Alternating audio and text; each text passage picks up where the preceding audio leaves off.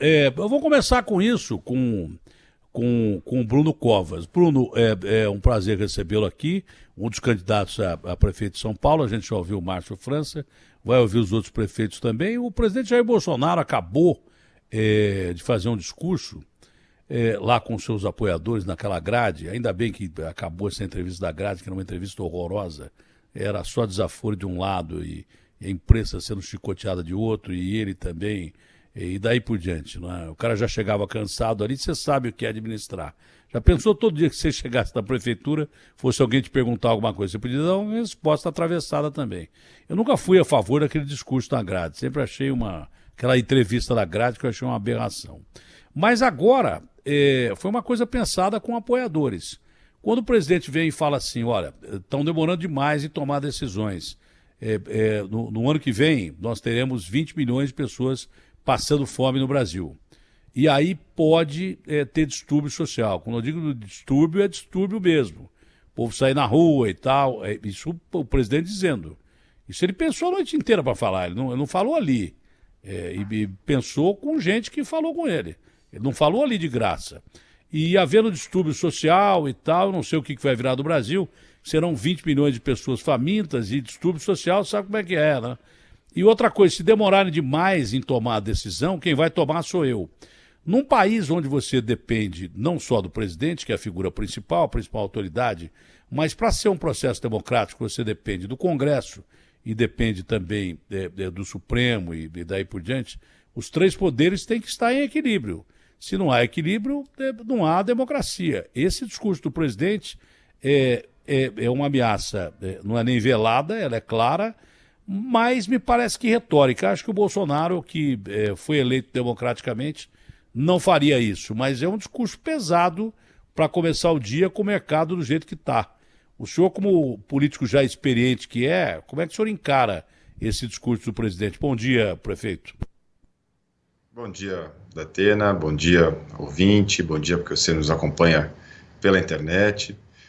Mais uma vez, com tristeza, a democracia é uma representação e uma conquista de várias pessoas que foram mortas, que sumiram, que foram presas, para que hoje a gente pudesse, cada um, se manifestar, para que a gente pudesse ter instituições que garantam a própria permanência da democracia no país.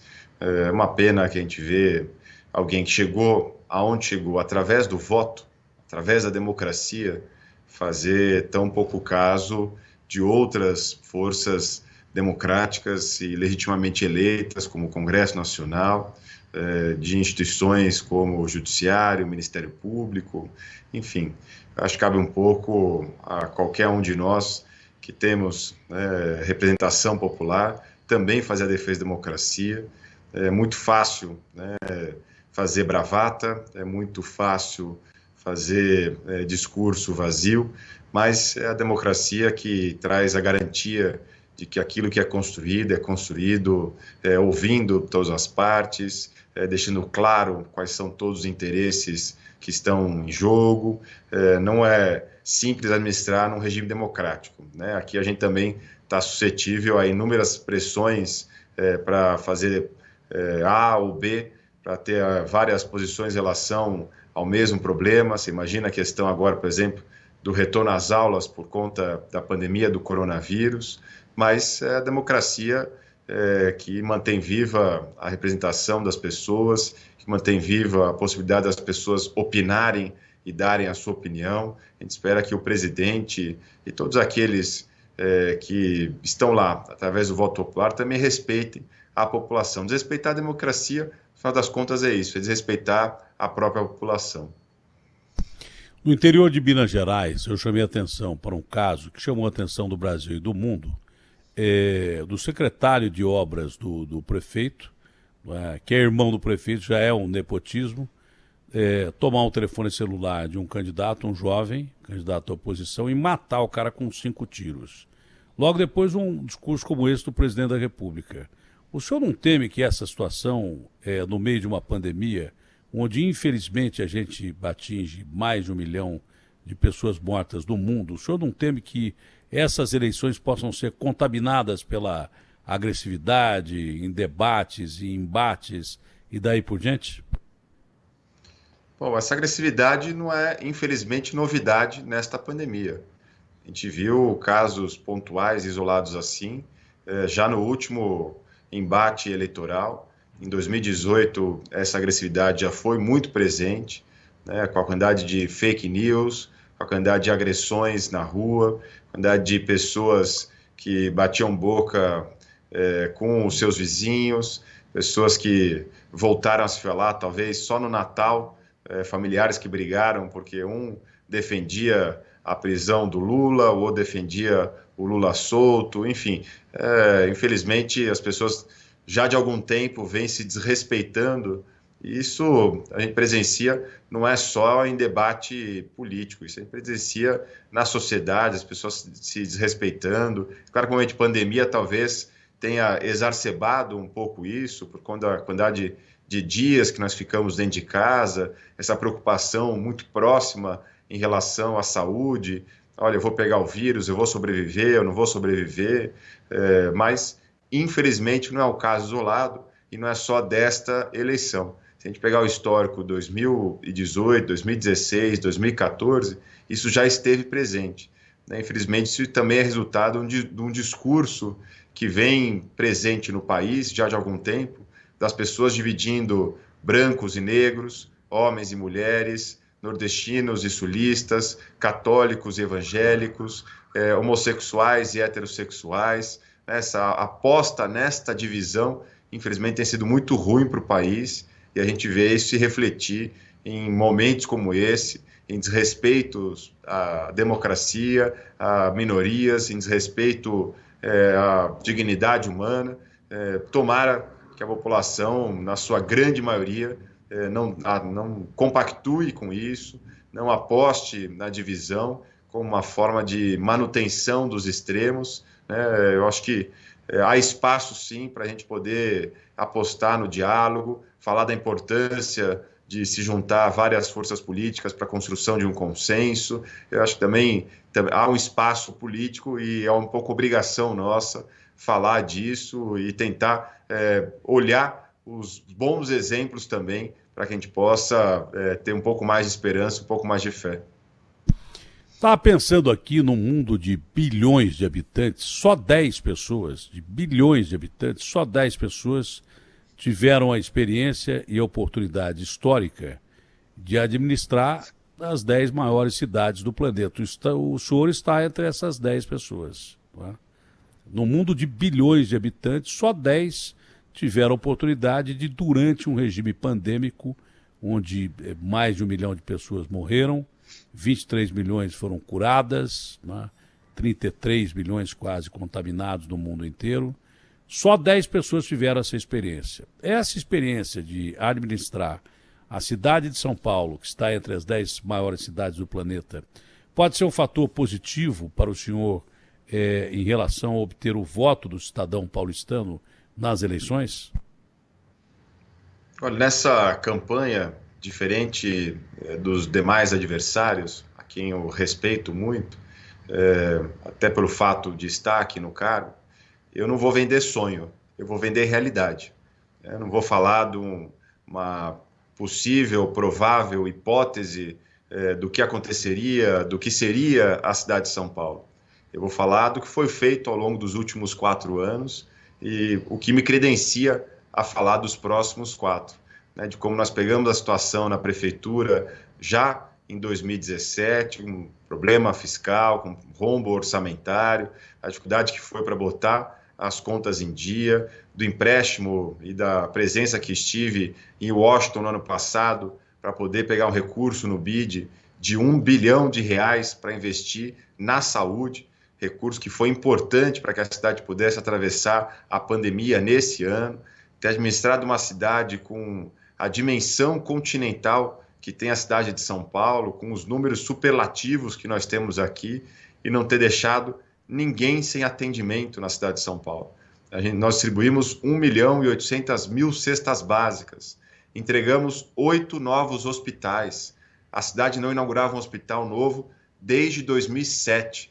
né? Então, nós temos o que mostrar do ponto de vista de gestão, nós temos que mostrar da gestão dessa crise do coronavírus, e é isso que eu apresento à população como meu credenciamento para poder governar a cidade pelos próximos 4 anos. Então, não tem a menor dúvida de que, diferente das demais candidaturas, nós não vamos vender sonho, nós vamos vender realidade. Bom, eu sempre disse que o senhor sempre foi uma figura muito independente. Não é? O senhor é do partido, participa das decisões partidárias democraticamente, mas o senhor sempre foi um cara muito independente e de personalidade. Eu sempre coloquei isso aqui, nunca neguei isso aqui. Até que ponto o governador João Dória vai fazer parte da sua campanha? O Dória fica com o Estado e o senhor se vira na campanha para prefeito? Olha, essa eleição não é o terceiro turno de 2018, nem a antecipação da eleição de 2022. É isso que precisa ficar bem claro para a população, né? Infelizmente, tem gente que ainda não aceitou o resultado de 2018, quer transformar isso num terceiro turno, e infelizmente tem gente querendo antecipar a eleição de 2022. Não é nem uma coisa nem outra. Essa é uma eleição da cidade de São Paulo. Nós vamos falar sobre os problemas da cidade, nós vamos falar sobre aquilo que fizemos na cidade de São Paulo, e é claro que nós vamos falar que parte do que foi feito aqui na cidade de São Paulo foi feito graças à ação conjunta entre prefeitura e governo do estado de São Paulo, né? Não é porque nós somos do mesmo partido, é porque temos que pensar na população da cidade. Independente de ser ou não do partido do governador, é importante que prefeito e governo do estado não queiram cada um ir para um lado somente por picuinha política, por picuinha eleitoral. Isso é muito ruim para a população. Imagine se prefeitura e estado tivessem tido atuações distantes no momento de pandemia, a dificuldade que seria extra de poder atuar na área social e na área da saúde, que foram as áreas mais importantes nesse momento de pandemia, com cada um querendo ir para um lado. Foram recursos do governo do estado que ajudou a prefeitura a abrir logo 2 hospitais de campanha, né? Foi a atuação junto com o governo do estado que permitiu a gente baixar os índices de criminalidade na cidade de São Paulo. Foram recursos federais que também permitiram à cidade ampliar o atendimento na área da saúde. Então, essa atuação conjunta entre governo do estado, governo federal e a prefeitura, ela precisa ser mantida como um ato de boa gestão. É claro que cada um tem a sua coloração partidária, cada um tem o seu pensamento, cada um tem a sua defesa das suas teses, mas não dá para virar as costas para o governo do estado e para o governo federal somente porque eu sou do mesmo partido, eu sou de outro partido, do governador, do presidente da República. Então, a participação do governador João Dória vai se dar exatamente nisso. Nós vamos mostrar à população o quanto que tem sido produtiva para a cidade de São Paulo esta parceria, essa atuação conjunta entre prefeitura e governo do estado. As pesquisas apontam o Russomano em primeiro lugar, mas isso não é muita novidade, porque toda eleição o Russomano sai na frente. O fator que poderia ser o diferencial do Russomano é que o Bolsonaro está, pelo menos em perspectiva, não é? Anunciando que talvez apoiasse um candidato aqui em São Paulo e provavelmente esse candidato seria o Russomano já no primeiro turno. Até que ponto o apoio do presidente seria fundamental para ele, não é? Já que o presidente também em pesquisas, apesar de ter subido nas pesquisas aí do Datafolha, tem uma rejeição aqui em São Paulo de 49% e o governador João Dória em torno de 39%. Mas até que ponto o Bolsonaro poderia ajudar o Russomano a ter algum diferencial nessa eleição das outras que ele sai em primeiro com muita vantagem e perde as eleições? E outro detalhe é que para o senhor não é novidade, eu sei que o senhor já sabia disso, o senhor trabalha em cima de pesquisa, a sua equipe trabalha em cima de pesquisa. Quem cresceu muito na esquerda foi o Boulos, mas para o senhor não foi novidade isso, né? Então, como é que o senhor vê esses dois aspectos? O do Russomano, que sempre largou em primeiro e falam que cavalo paraguaio, agora com o Bolsonaro apoiando se haveria um diferencial, e de repente o Boulos crescendo muito de um lado, está com a mesma pontuação do Márcio França, e se o senhor acha que a tendência de passar um candidato de direita, centro-direita e um candidato de esquerda para o segundo turno ou não. Bom, a campanha começou domingo. Estamos no terceiro dia de campanha aqui na cidade de São Paulo. Se pesquisa substituísse eleição, a gente não precisava da eleição, bastava a pesquisa. Já 4 anos atrás, pesquisa um mês e meio antes da eleição, mostrava o Dória fora do segundo turno. Nem teve segundo turno e ele ganhou aquela eleição no primeiro turno. Eu acho que está muito cedo ainda para a gente avaliar o que vai acontecer, o que não vai acontecer. O importante é deixar claro que, independente de quem são os adversários, a minha campanha vai ter a mesma estratégia. É falar o que nós fizemos na cidade ao longo desses últimos 4 anos, terminamos 12 CELs, entregamos 8 novos hospitais, 25 mil unidades habitacionais, baixamos os índices de criminalidade aqui na cidade, reduzimos a quantidade de solicitações e o tempo médio para a solicitação de um pedido de zeladoria no 156, aumentamos a transparência, aumentamos o investimento aqui na cidade de São Paulo. Nesse ano nós estamos investindo, mesmo com a pandemia, mesmo com as dificuldades advindas da economia, é o maior investimento feito pela Prefeitura dos últimos 8 anos, 4 bilhões e 500 milhões de reais. Então, a pesquisa pouco muda a minha estratégia nesta eleição. Eu acho que o eleitor está muito mais interessado em saber do remédio no posto de saúde, da vaga em creche, do ponto de ônibus, do que se tem o apoio do Bolsonaro, se tem o apoio do Dória, se tem o apoio do Lula, enfim, ele quer saber de questões locais aqui na cidade de São Paulo. Se a gente pegar o histórico, né, de 85 para cá, quando nós voltamos a ter eleições de prefeito de São Paulo, a influência do presidente da República e do governador do estado, ela foi importante em 1/3 das eleições.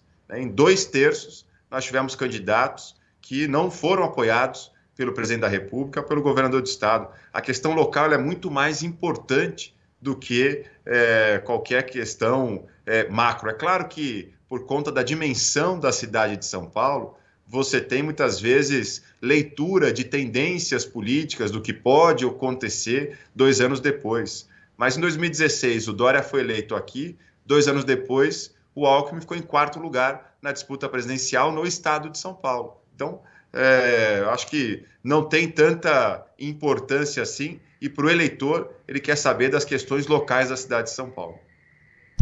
Olha, o governador João Dória acabou de publicar o seguinte: a Polícia Civil de São Paulo deflagrou dessa manhã operação em parceria com o Ministério Público, o GAECO, para apurar contratos da área de saúde. Eu determinei à Secretaria de Saúde, ao secretário de Saúde, o Jean, né, um pente fino para apurar contratos com organizações sociais. Não vamos tolerar que o Estado seja vítima de inescrupulosos. Isso pode respingar, é governo estadual, mas pode respingar em algum contrato da prefeitura com esse Abas, que teve problemas lá no Rio de Janeiro. O senhor teme isso ou não, prefeito? Olha, a todo momento, não só quando explodiu esse caso no Rio de Janeiro, mas até por um ato de boa gestão, a gente vem desde o início da gestão olhando o contrato, verificando se há alguma forma de retomar dinheiro, se há algum motivo para a quebra de contrato. Então, a gente tem feito todas as ações aqui com a controladoria do município, para a Secretaria de Saúde. Eu tenho tranquilo que não há nenhuma participação minha, dos meus secretários ou de qualquer agente político em qualquer contrato relacionado à área da saúde. Toda a transparência, quanto mais se investigar, melhor. Qualquer desvio apurado, a Prefeitura é a primeira interessada em que os responsáveis sejam exemplarmente punidos. Já é um absurdo desvio de recurso público. Se é possível escalonar, talvez seja ainda mais absurdo na área da saúde, já que tem tanta gente dependendo da sobrevivência, e eu que enfrentei a morte de perto, sei da importância do recurso na área da saúde. Agora, no momento de pandemia, talvez seja ainda mais absurdo se é que é possível escalonar esse tipo de desvio de recurso. Então, a prefeitura é a maior interessada nisso. A gente não teme nenhum tipo de investigação, porque não tem nenhum rabo preso com ninguém. A gente tem feito a nossa lição de casa, com investigação prévia, mas quanto mais luz a Polícia Federal, o Ministério Público, o Tribunal de Contas jogar sobre os contratos da Prefeitura, eles estão à disposição para acompanhamento de qualquer órgão de controle e da população como um todo.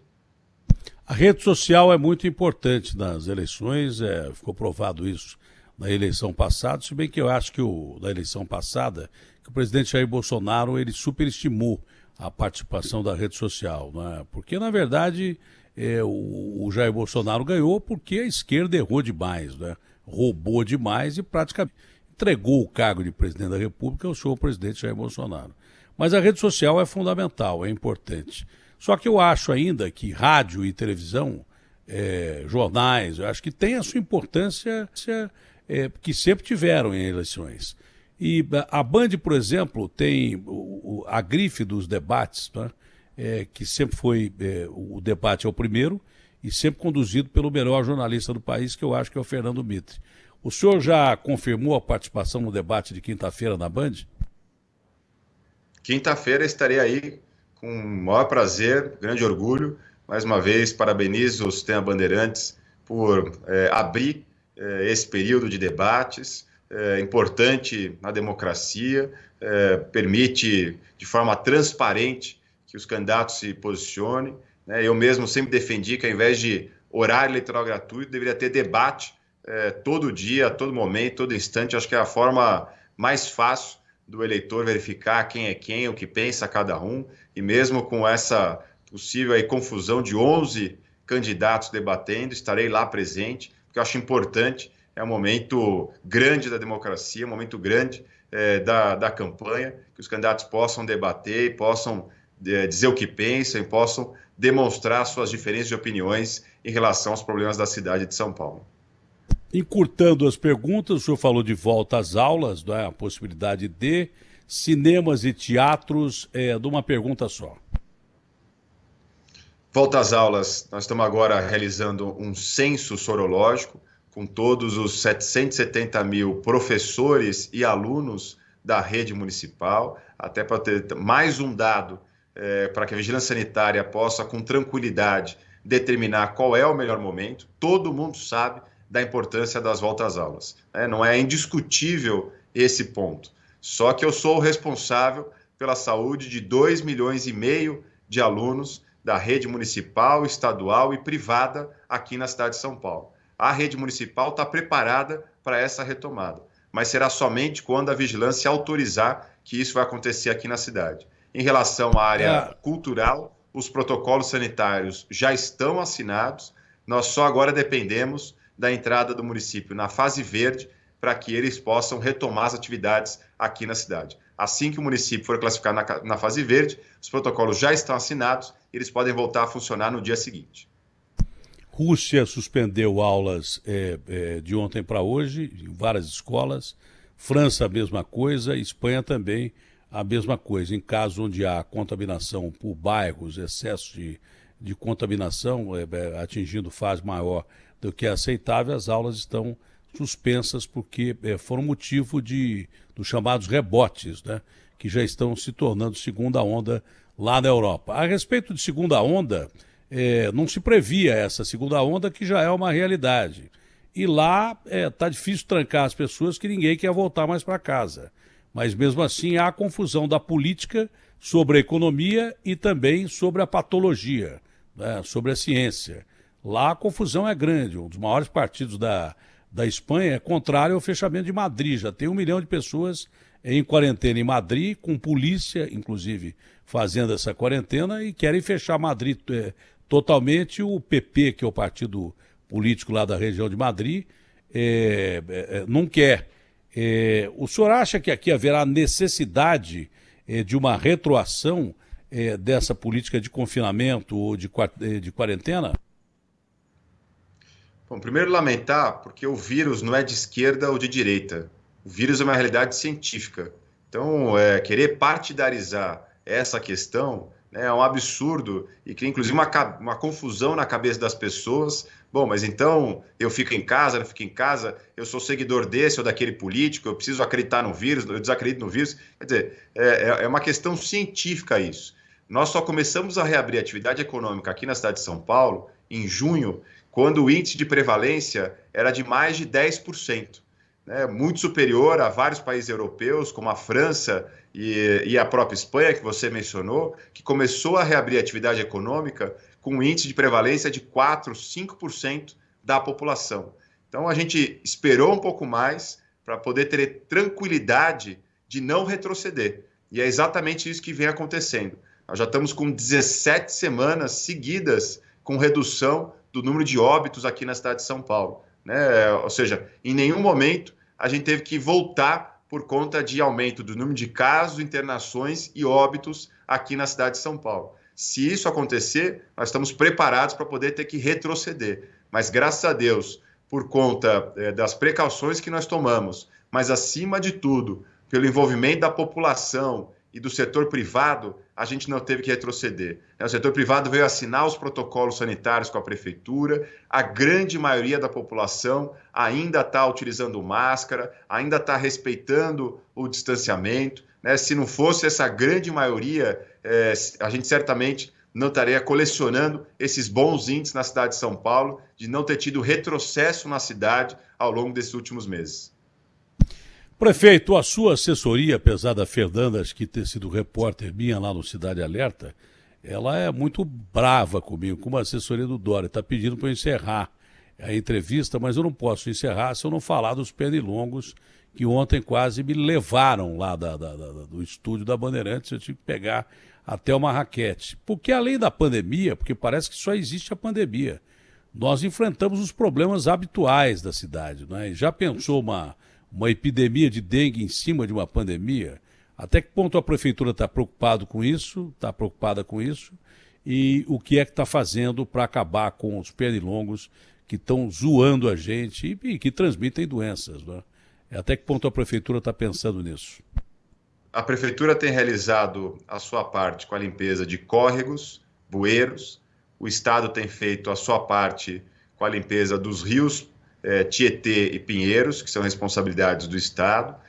Esse trabalho precisa ter continuidade, porque não é de uma hora para outra que isso surte efeito. Eu queria mais uma vez pedir ajuda, a colaboração da população, da mesma forma que durante o período da dengue as pessoas viram os vasos, evitam o acúmulo de água parada. É importante que elas façam também esse trabalho nesse momento. Né? O pernilongo não apenas nasce nos rios e nos córregos, ele também pode ter criadouro dentro das casas. Então, essa ação conjunta que a prefeitura está estimulando. Lembrando que a gente tem dificuldade nesse momento de fazer qualquer tipo de propaganda por isso, por conta das restrições eleitorais, de qualquer anúncio, propaganda ou campanha para poder estimular a população a fazer isso. Mas a prefeitura, na sua parte, a limpeza de córregos e bueiros, ela tem feito desde agosto essa ação com o Fumacê e com o trabalho específico para poder conter a disseminação do pernilongo aqui na cidade.